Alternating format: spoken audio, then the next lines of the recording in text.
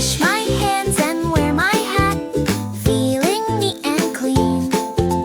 Cooking time begins right now, you know what I mean. Flour on the table, sprinkle here and there, mix it with some water, stir it everywhere.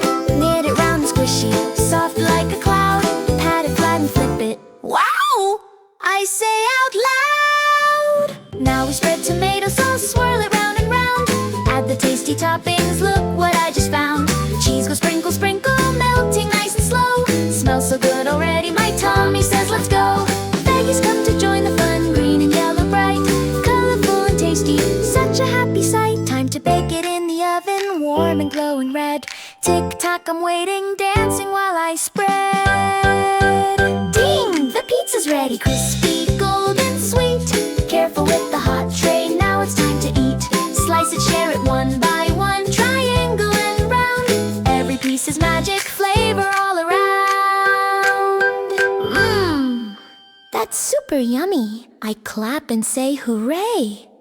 I'm the puppy pizza chef, let's cook again someday. Hey!